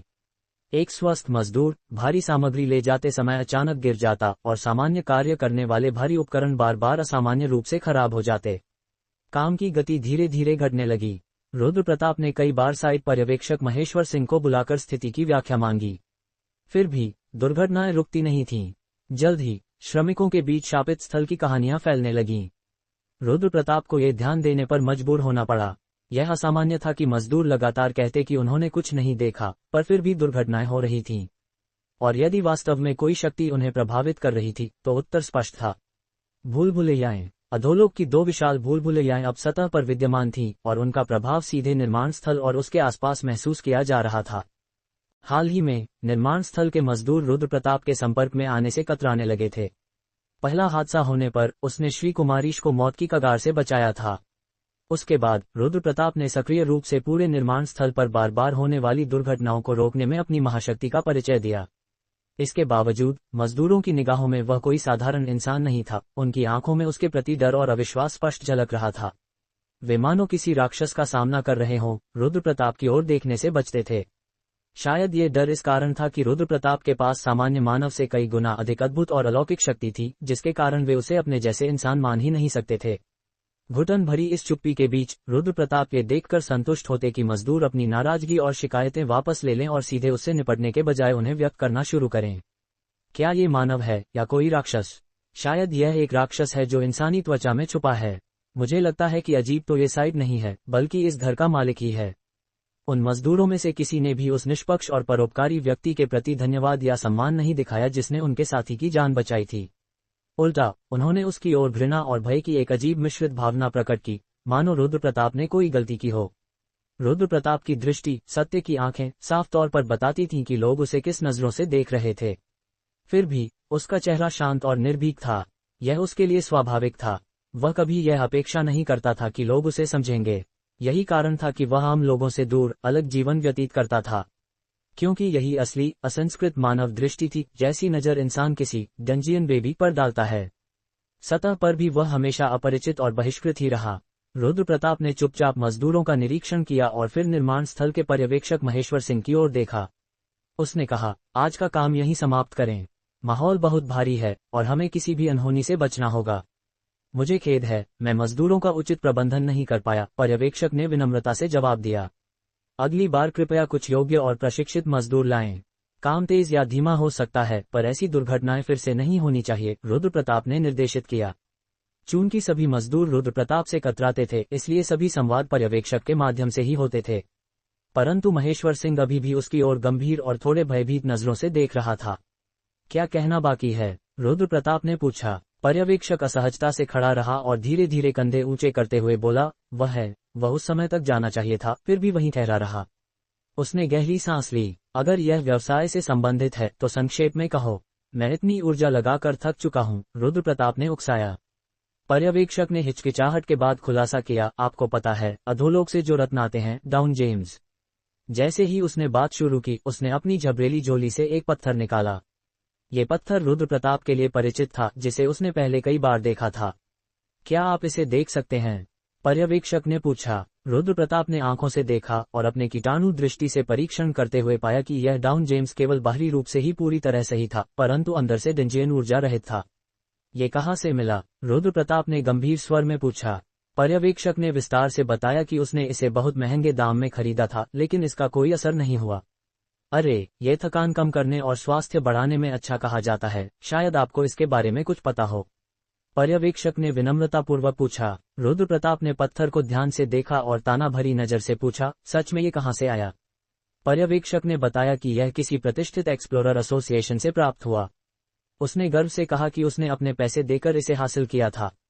रुद्र प्रताप ने कुछ क्षण सोचा और फिर कहा, अगर यह सच में एसोसिएशन से आया है तो इसका कुछ असर जरूर होगा। पर्यवेक्षक की राहत की झलक ने यह स्पष्ट कर दिया कि उसने ये डाउन जेम्स एक प्रसिद्ध एक्सप्लोरर के भरोसे खरीदा था, ताकि वह सुनिश्चित कर सके कि यह फालतू नहीं है। परंतु रुद्र प्रताप जानता था कि यह केवल एक खाली खोल है। उसने सच बताने की आवश्यकता नहीं समझी। ठीक है, आज के लिए काम यहीं समाप्त करें और कल फिर शुरू करें। मजदूरों के प्रबंधन पर विशेष ध्यान दें और काम की गति बढ़ाएं, रुद्र प्रताप ने निर्देशित किया। पर्यवेक्षक ने ध्यानपूर्वक पत्थर को संभाला और उत्साहित होकर जवाब दिया, सब मेरे जिम्मे। मैं भर्ती पर ध्यान दूंगा। एंजेला, रुद्र प्रताप ने बुलाया। हाँ स्वामी, एंजेला तुरंत उत्तर दी, जैसे वह छाया में छिपी हुई थी और सब कुछ देख रही थी। श्री बैक ने ये डाउन जेम कहाँ बेचा था? रुद्र प्रताप ने पूछा। एंजेला ने उत्तर दिया, यह एक ऊंची इमारत थी, पर उसके प्रवेश द्वार पर कुछ लोग खड़े थे जिनसे मैं निपटना नहीं चाहती थी, इसलिए भीतर नहीं जा सकी। रुद्र प्रताप ने गंभीरता से सिर हिलाया। अब हमें इसे जांचना होगा, उसने गंभीर स्वर में कहा। डोमिनिका अपने विचारों में खोई हुई थी और अपनी ओर आने वाले रुद्र प्रताप को नोटिस तक नहीं किया। उसने एंजेला से कहा, यून ही को ढूंढो। क्या आपने मुझे बुलाया है? यून ही आए और सम्मानपूर्वक जवाब दिया। रुद्र प्रताप ने कहा, चलो काम शुरू करें। निर्माण कार्य पहले ही पूरा हो गया। साथी लोग वाकई अद्भुत हैं। पहली नजर में ये बहुत विशाल लग रहा है, यून ही ने आश्चर्य व्यक्त किया। अभी तो सिर्फ मिट्टी और बालू से ढका गया है, पूरी तरह से तैयार होने में कुछ दिन और लगेंगे, रुद्र प्रताप ने उन्हें सुधारा। रुद्र प्रताप ने यूनही की आंखों में सीधे देखकर कहा, मुझे शैडो मैजिशियंस की शक्ति चाहिए। यूनही ने भ्रम और छाया का उपयोग करते हुए बाहरी आगंतुकों को भ्रमित करना शुरू किया। इससे लेबिरिंथ की ऊर्जा का रिसाव कम से कम होने लगा। रुद्र प्रताप ने नीचे स्थित लेबिरिंथ को देखा और सुनिश्चित किया कि अपग्रेड पूरी तरह सुरक्षित हो। उसकी दृष्टि चमक उठी, सतह पर लेबिरिंथ के विकास की प्रक्रिया शुरू हो चुकी थी। रुद्र प्रताप ने पूरे समय अपने मन में यही सोचा, ये कैसे संभव है। उसे कभी यह अंदाजा नहीं हुआ था कि एंजेला द्वारा ट्रैक किए गए डाउन जेम्स की गुत्थी और एसोसिएशन के माध्यम से जनता को बांटे जा रहे खाली जेम्स का मामला आपस में जुड़ा हुआ हो सकता है। उसने हमेशा यही सोचा था कि डाउन जेम्स एसोसिएशन द्वारा वितरित किए जाते हैं, न कि प्राप्त किए जाते हैं। लेकिन जब वह एंजेला के मार्गदर्शन में उस इमारत के पास पहुंचा तो उसने बोर्ड पर साफ साफ लिखा देखा, एक्सप्लोरर्स एसोसिएशन, और उसका चेहरा गंभीरता से सिकुड़ गया। ये कमीने, उसने सोचा। सजाकर रखे गए बोर्ड की गर्वपूर्ण दिखावट उसे और भी चिढ़ाने वाली लगी। अब उसे इस मामले की तह तक जाने की जरूरत थी, क्योंकि यह स्पष्ट था कि आम जनता को भी ठगा जा रहा था। रुद्र प्रताप ने ठंडी नजरों से बोर्ड को देखा और भीतर तथा बाहर उपस्थित निगाहों की मौजूदगी को महसूस किया। छिपे हुए प्रैरी बेहद सक्षम प्रतीत हो रहे थे। एंजेला दूर खड़ी थी और फुसफुसाते हुए कहा, अगर आप और करीब गए तो निगाहें आप पर पड़ जाएंगी। हालांकि वह एंजेला से थोड़ी आगे था, रुद्र प्रताप ने उसकी बातों को सिर हिलाकर समझा लिया। वह जब चाहे जबरदस्ती प्रवेश कर सकता था, पर उसे ऐसा करने की कोई जरूरत नहीं लगी। स्वामी, एंजेला की आंखें बड़ी हो गईं जब उसने रुद्र प्रताप को अचानक छाया से बाहर निकलते देखा। पहले वापस हट जाओ, रुद्र प्रताप ने बिना पीछे देखे कहा और सीधे एक्सप्लोरर्स एसोसिएशन कार्यालय की ओर बढ़ गया। जैसे जैसे वह छाया से बाहर कदम रखता गया, उसकी उपस्थिति और भी प्रभुत्वशाली हो गई, और जब वह स्ट्रीट लाइट के नीचे आया तो उसके पूरे व्यक्तित्व में एक अलग ही ऊर्जा का संचार हुआ। ली चुल्हो, जो एसोसिएशन के प्रवेश द्वार पर पहरा दे रहा था, अचानक व्यक्ति को देखकर आंखें तुड़काने लगा। उसने धीरे से फुसफुसाया, आज कोई अतिथि आने वाला था क्या? कितने बजे हैं अभी, बेवकूफ? अगर आता भी होता, क्या लगता है कि इस समय आएगा? उसके साथी ने झिड़कते हुए जवाब दिया। तो यह आदमी कौन है?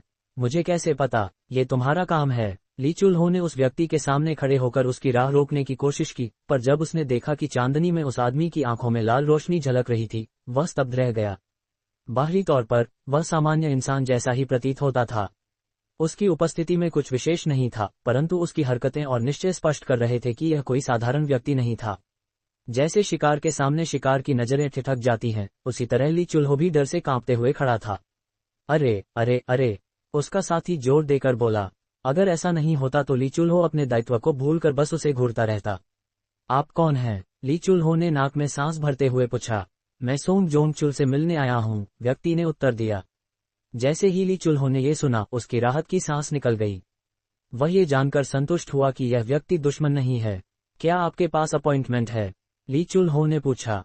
नहीं, मुझे उन्हें इतनी अच्छी तरह पता है कि मुझे अपॉइंटमेंट की आवश्यकता नहीं, व्यक्ति ने गंभीरता से कहा। उसकी उपस्थिति अत्यंत प्रबल और शक्तिशाली प्रतीत हो रही थी। एसोसिएशन का अध्यक्ष कभी कठिन दौर से गुजरा था, पर अब उसने अपनी प्रतिष्ठा वापस पा ली थी। फिर भी ये व्यक्ति कैजुअली उनके अध्यक्ष का नाम ले रहा था। अगर आप अपना नाम बता दें तो हम संदेश पहुंचा देंगे। ली चुल्हो ने सावधानी से यह कहा, ये सोचकर कि शायद यह व्यक्ति एसोसिएशन के उच्चतम स्तर से संबंधित है। रुद्र प्रताप, जैसे ही उसकी निश्चल दृष्टि उनके ऊपर पड़ी, ली चुल्हो की रीढ़ में सिहरन दौड़ गई, पर उसने जल्द ही अपनी हैरानी छुपा ली। शायद आप 12वीं मंजिल के वही हैं। व्यक्ति ने कोई उत्तर नहीं दिया, लेकिन उसकी आत्मविश्वासपूर्ण चाल और निष्क्रियता ने ली चुल्हो को यह सुनिश्चित कर दिया कि वह वही लेवल 12 का डंजियन बेबी है। 1 मिनट रुकिए, ली चुल्हो ने थोड़ा घबराते हुए अपने रेडियो से साथी को सूचना दी। जुन चांसिक नीचे आ रहा है। उस कमीने को कोई भी मूर्खतापूर्ण काम करने मत देना। क्या? ली चुल्हो ने चौंक कर पूछा।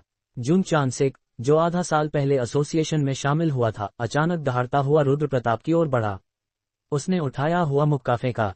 रुद्र प्रताप ने तुरंत प्रतिक्रिया दी। स्मैश! ली चुल्हो ने देखा कि रुद्र प्रताप ने जुन चांसिक को एक हाथ से गर्दन पकड़कर उठाया जैसे वह खिलौना हो। जुन चांसिक! उसी क्षण इमारत का दरवाजा खुला और कई लोग बाहर निकले, पर रुद्र प्रताप की उपस्थिति देख वे स्तब्ध रह गए। थोड़ा ज्यादा गर्मजोशी नहीं है स्वागत में, रुद्र प्रताप ने बिना किसी प्रभाव के कहा। उसकी ठंडी आवाज रात की ठंडी हवा में गूंज उठी। जुन चांसिक गुस्से में अब भी लड़खड़ा रहा था और रुद्र प्रताप ने उसका मुक्का अवरोधित किया। उसने गर्दन पकड़कर पूछा, इसका मतलब क्या है? कुर्ग! जुन चांसिक ने गुर्राया।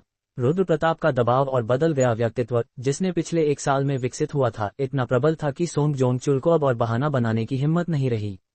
उसने धीरे से कहा, मैंने कुछ लापरवाही की बातें कह दी हैं। खैर, मैं ठीक से सोच भी नहीं पा रहा था, सोंग जोंगचुल ने सिर खुजाते हुए कहा, मानो किसी कठिन स्थिति में फंस गया हो। लेकिन रुद्र प्रताप ने अपनी सत्यदृष्टि आइज ऑफ ट्रूथ से तुरंत ही पहचान लिया कि वास्तव में सोंग जोंगचुल इस पूरे घटनाक्रम का इंतजार कर रहा था और वह हर पल का आनंद उठा रहा था। ये स्पष्ट था कि वह जानबूझकर जुन चांसिक को उकसा रहा था। रुद्र प्रताप को यह बिल्कुल भी परवाह नहीं थी कि जुन चांसिक एसोसिएशन में क्यों आया या उसने अचानक उस पर हमला क्यों किया। वह ठंडी, शांत आवाज में सोंग जोंगचुल को बीच में काटते हुए बोला, लगता है ये कोई महत्वपूर्ण मामला नहीं है। सोंग जोंगचुल अपनी कहानी उत्साहित होकर बताने ही वाला था कि अचानक उसने मुंह बंद कर लिया। ऐसा प्रतीत हो रहा था कि रुद्र प्रताप की उपस्थिति ने उसकी अपेक्षा से अलग प्रतिक्रिया दी थी, जिससे वह स्तब्ध रह गया। फिर भी रुद्र प्रताप सीधे अपने मस्तिष्क में चल रहे मुख्य विषय की ओर बढ़ गया और पूछा, क्या एसोसिएशन अब आम जनता के साथ भी कारोबार कर रहा है? कारोबार? सोंग जोंगचुल ने आश्चर्य और भ्रम से भरी झलक के साथ उत्तर दिया। केवल उसके चेहरे की अभिव्यक्ति देखकर भी ये लगता था कि वह सचमुच सवाल कर रहा है, लेकिन सत्यदृष्टि ने रुद्र प्रताप को ये दिखा दिया कि यह केवल दिखावा था। डाउन जेम, किसी ने मुझे बताया कि उसने इसे एसोसिएशन से 5 लाख रुपए में खरीदा था, रुद्र प्रताप ने कहा। असल में ये जेम पूरी तरह से खाली था, लेकिन डंजियन बेबी होने के बावजूद भी डाउन जेम की सामग्री की जांच करना इतना आसान नहीं था। इसलिए रुद्र प्रताप ने सोंग जोंगचुल से ये तथ्य छुपा रखा। आहा, वह! सोंग जोंगचुल ने जल्दी ही इस तथ्य को स्वीकार कर लिया। वास्तव में इन पर किसी का अधिकार नहीं है, है ना? यदि कोई चाहता है और उसके पास पैसे हैं तो वह खरीद सकता है। फिर भी सोंग जोंगचुल के भीतर कई बातें छिपी हुई थीं। जबकि रुद्र प्रताप जानता था कि डाउन जेम खाली है, वह उसी तरह बोलता रहा जैसे उसे कुछ भी पता न हो। लगता है इन दिनों काफी सप्लाई हो रही है ना? बिल्कुल नहीं, हम बस पुराने स्टॉक को निपटा रहे हैं, सोंग जोंगचुल ने कहा। ये संवाद अतार्किक लग सकता था, परंतु यहाँ सोंग जोंगचुल और रुद्र प्रताप के बीच एक महत्वपूर्ण अंतर था। सोंग जोंगचुल रुद्र प्रताप के मन की गहराई में झांक नहीं सकता था, जबकि रुद्र प्रताप के पास सत्यदृष्टि जैसी अविश्वसनीय शक्ति थी। ठीक है, यह मेरा काम नहीं, रुद्र प्रताप ने कहा और धीरे धीरे पीछे हटने लगा। सोंग जोंगचुल, जो इस तथ्य से अनजान था, रुद्र प्रताप को देखकर बड़ा सा मुस्कुराया। यह मुस्कान शायद दयालु प्रतीत होती थी, लेकिन उसमें उसकी वास्तविक भावनाओं की कोई झलक नहीं थी। उसने पूछा, ठीक है, यह अलग बात है, लेकिन चलो हमारी पिछली मुलाकात की बात करें। हम तो काफी करीबी हैं, है ना? अपने तरीके से मुझे आप पर लगाव है, जानते हो। सोंग जोंगचुल वही व्यक्ति था जिसने रुद्र प्रताप को डंजियन बेबी के जन्म से जुड़े कई रहस्य बताए थे, साथ ही उस के माध्यम से डीप फ्लोज का चक्कर लगवाने का रास्ता भी। इसलिए वह ये कहने में गलत नहीं था, क्योंकि रुद्र प्रताप ने उससे काफी लाभ उठाया था। मैं तो बस अधोविश्व अंडरवर्ल्ड जाता रहा हूँ, व्यस्त रहा हूँ, रुद्र प्रताप ने संक्षेप में कहा।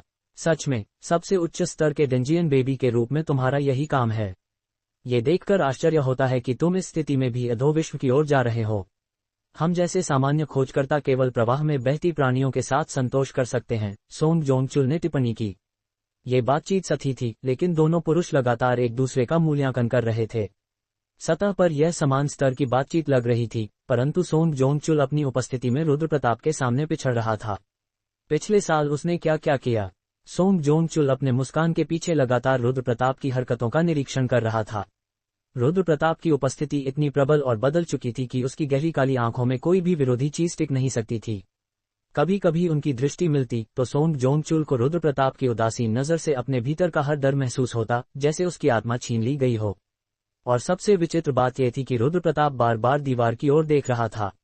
वह दीवार छुपी हुई एक कस्टम ऑर्डर सेफ के पीछे थी। सोंग जोंगचुल को यकीन नहीं था कि रुद्र प्रताप को यह दिखाई दे सकता है, लेकिन रुद्र प्रताप ने अपने पैरासाइट की मदद से, जिसे दुनिया को उसकी दृष्टि से देखने की क्षमता प्राप्त थी, सेफ को पहचान लिया था।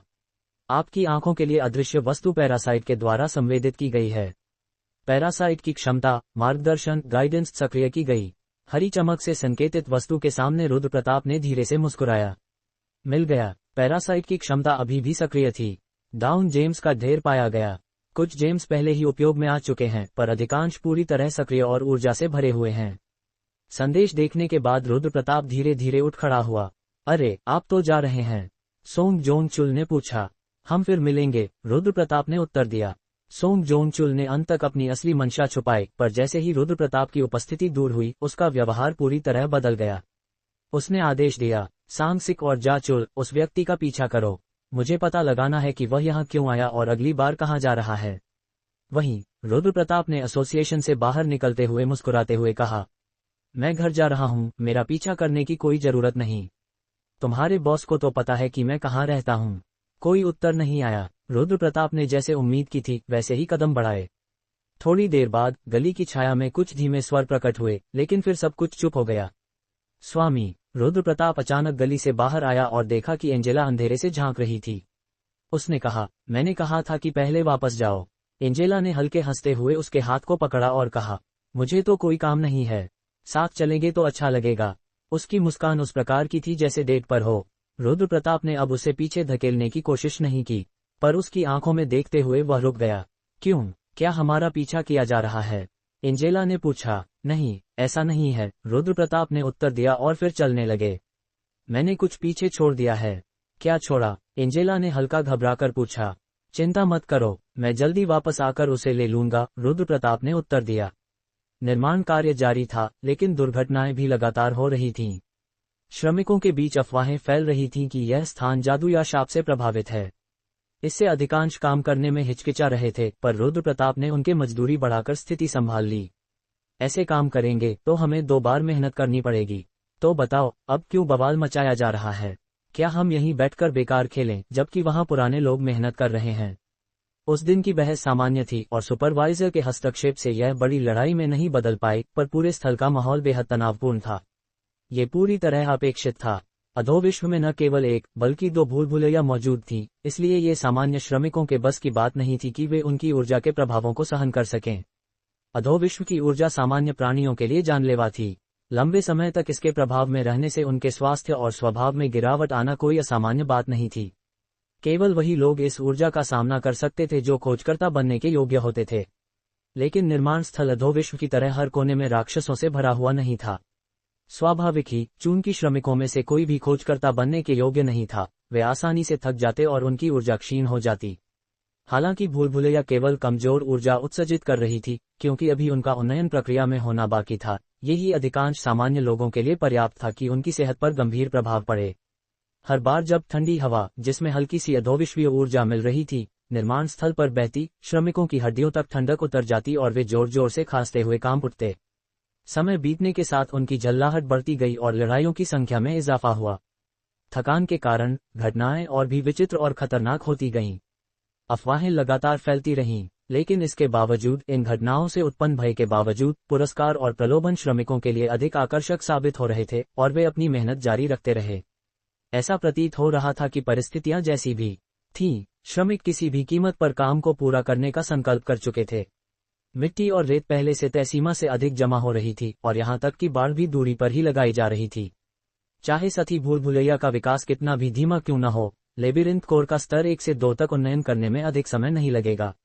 यदि काम जल्द पूरा नहीं हुआ, तो उन्नयन प्रक्रिया पूर्ण हो जाएगी और उत्सर्जित ऊर्जा और भी अधिक शक्तिशाली हो जाएगी, जो श्रमिकों पर और अधिक घातक प्रभाव डाल सकती थी। इसलिए रुद्र प्रताप ने फिर से संपूर्ण परियोजना की निगरानी कर रहे महेश्वर सिंह, जो जंगल प्रबंधक थे, से कहा, कृपया काम की गति बढ़ाएं। ये और देर न हो, लगता है जल्दी ही काम पूरा हो जाएगा, एंजेला ने कहा।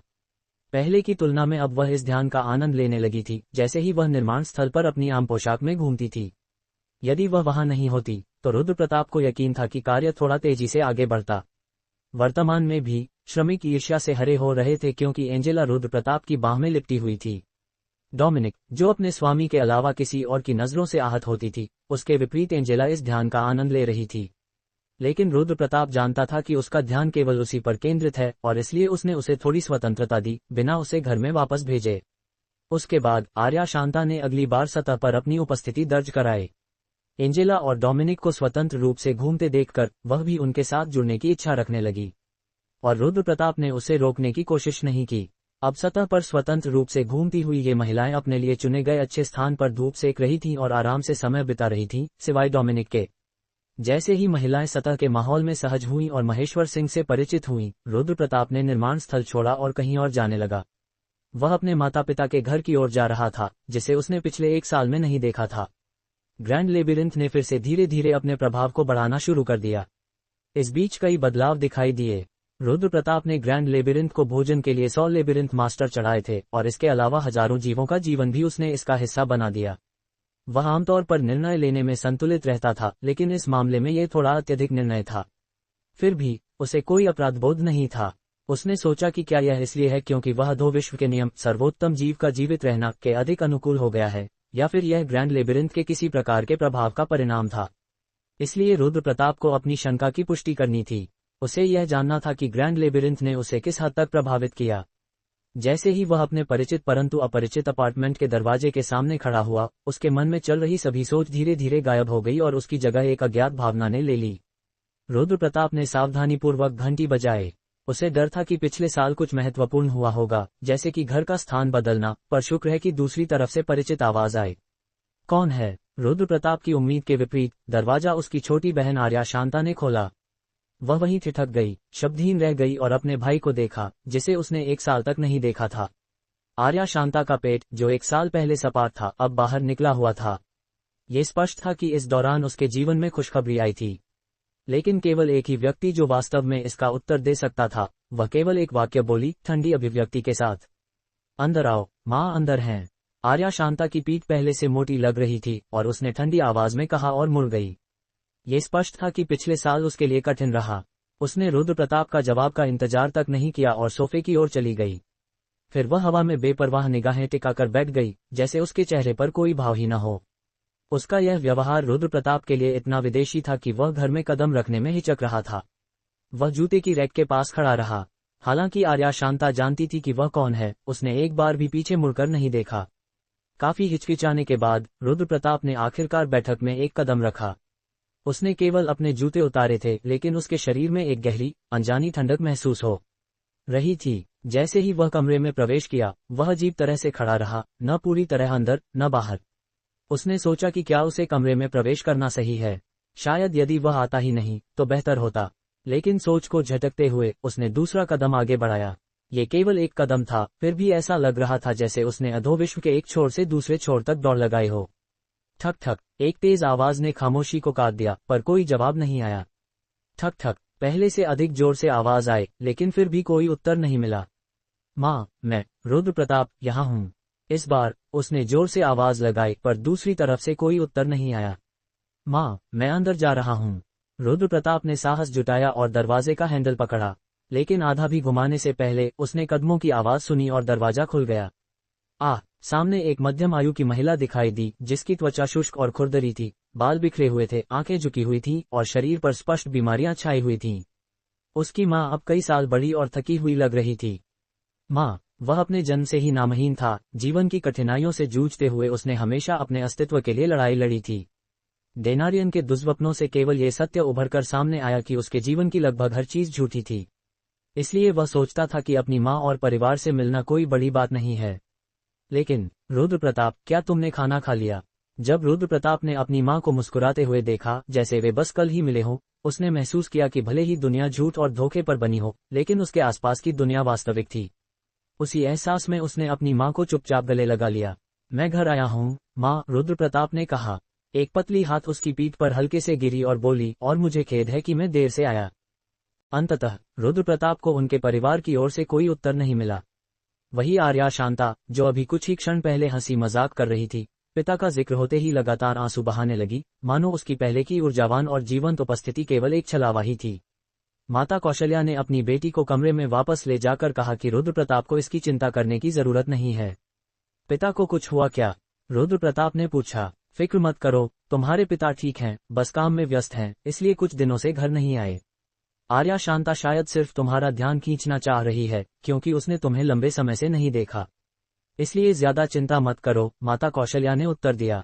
लेकिन रुद्र प्रताप को यह जवाब बिल्कुल संतोषजनक नहीं लगा। उसकी मां के चेहरे पर स्पष्ट चिंता झलक रही थी और उसकी सत्य दृष्टि ने भी साफ कर दिया था कि उनकी मानसिक स्थिति कितनी अस्थिर थी। इसके अलावा ये भी स्पष्ट था कि माता कौशल्या असहज और झिझक महसूस कर रही थी, क्योंकि वह झूठ बोलने की आदत वाली नहीं थी। फिर भी रुद्र प्रताप ने आगे कुछ पूछने की कोशिश नहीं की। उसने समझा कि यह मामला शायद कुछ ऐसा है जिसे उसकी मां नहीं चाहती कि वह जाने। बाहर से भले ही उनकी मां को नर्म और कोमल दिखता हो, लेकिन अंदर से वह किसी से कम दृढ़ संयमी नहीं थी। फिलहाल रुद्र प्रताप ने उनकी इच्छा का सम्मान किया और किसी भी सवाल से परहेज किया। वह आर्या शांता से भी कुछ पूछ सकता था, लेकिन उसने चुपचाप ये निर्णय लिया कि वह अपनी मां की इच्छा का पालन करेगा। मैं कल वापस आ जाऊंगा, रुद्र प्रताप ने कहा। जाते समय उसने बंद दरवाजे के पीछे उस शांत घर की ओर सहानुभूतिपूर्वक लंबी नजर डाली, फिर अंततः अपनी राह पकड़ ली। रुद्र प्रताप ने भले ही अपनी मां की इच्छा के कारण आगे पूछताछ नहीं की थी, इसका यह मतलब नहीं था कि उसने हार मान ली थी।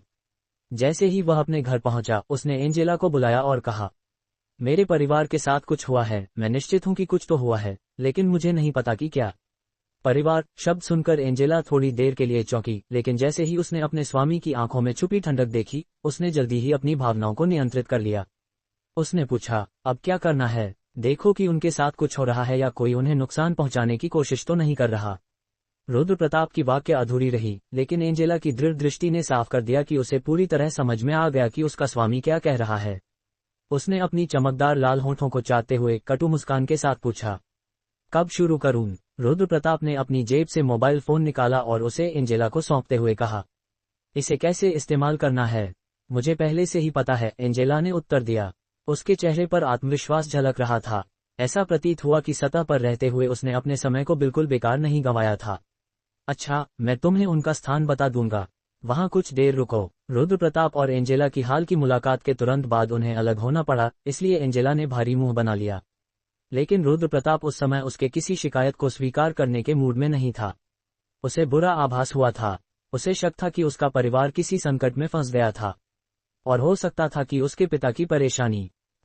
उसके विचारों ने नकारात्मक रूप ले लिया, लेकिन उसने अपने सिर को जोर से हिलाकर उन्हें झटक दिया।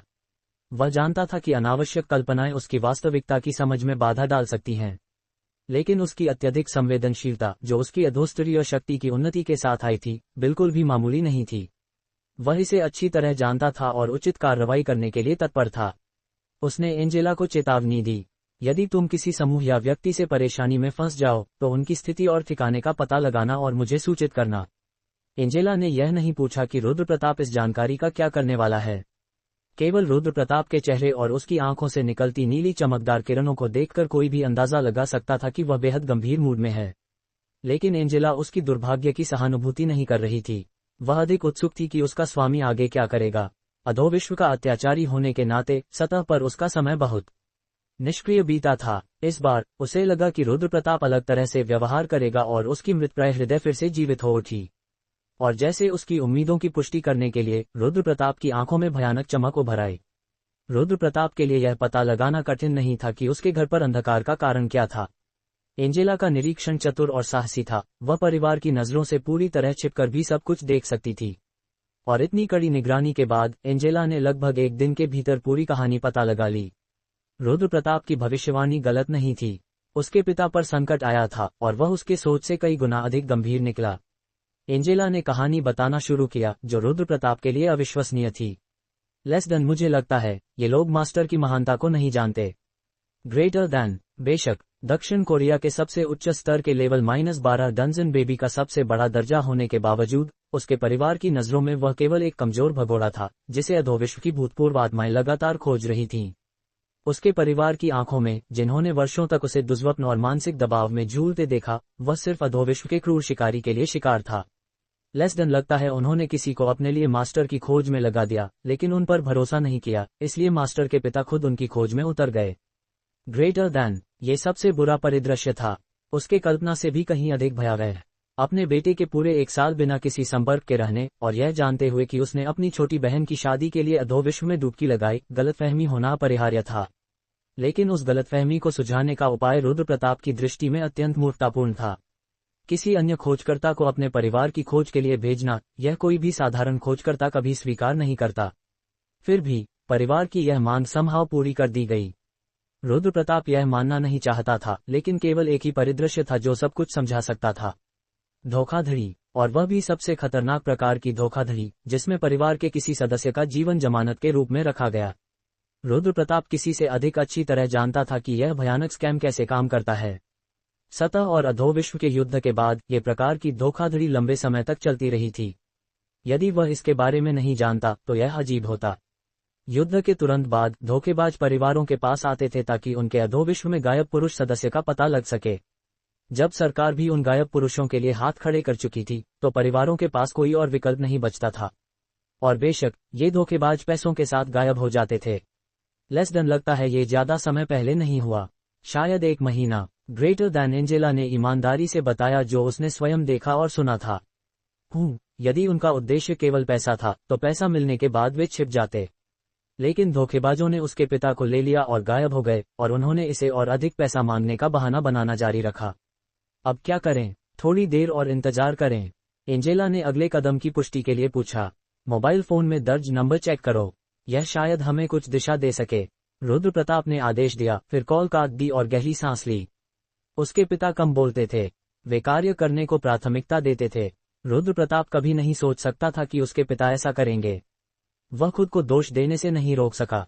पीछे मुड़कर सोचते हुए उसने महसूस किया कि यह सब उसकी उदासीनता के कारण हुआ। यदि कुछ उसके पिता को हुआ तो वह अपने जीवन भर खुद को क्षमा नहीं कर पाएगा। लेकिन एक काम था जिसे उसे पहले करना था, उस धोखेबाज का निपटारा करना जिसने उसके परिवार को धोखा दिया था। ये रहा। एंजेला ने अभी तक मशीन का पूरा इस्तेमाल नहीं किया था और मोबाइल के कॉल लॉग को देखने में असहज थी, इसलिए उसने उसकी मां का मोबाइल फोन चोरी कर लिया। तुम्हें सबसे खराब परिदृश्य के लिए तैयार रहना चाहिए, एंजेला ने सावधानीपूर्वक कहा। शायद तुम्हारे पिता। रुको, रुद्र प्रताप ने चुपचाप स्क्रीन की ओर देखते हुए उसकी बात को अधूरा छोड़ दिया। गलती का एहसास होते ही एंजेला ने झुककर माफी मांगी। वापस जाओ, मां शायद अपना फोन ढूंढ रही होंगी। रुद्र प्रताप ने एंजेला को भेजने की कोशिश की, लेकिन किसी कारणवश वह नहीं गई। वह शब्दहीन नजरों से पूछा कि क्या उसके पास कुछ कहना है। एंजेला ने थोड़ी देर हिचकिचाते हुए कहा, तुम्हारी बहन आर्या शांता, क्या तुम उससे विवरण पूछो? मुझे लगता है वह तुम्हें सब कुछ बताएगी। यदि यह आर्या शांता होती तो वह शायद अपनी मां के बिना सब कुछ बता देती। लेकिन रुद्र प्रताप ने सिर हिलाया और कहा, मैं इसे बिना आर्या शांता या मां को बताए निपटाऊंगा। क्यों? एंजेला, जो दक्षता को सर्वोपरि मानती थी, अपने स्वामी की इस कठिनाई को समझ नहीं पाई। रुद्र प्रताप ने उसका शारीरिक भाषा पढ़ते हुए ठंडी आवाज में कहा, मैं नहीं चाहता कि वे मेरा अंधेरा पक्ष देखें।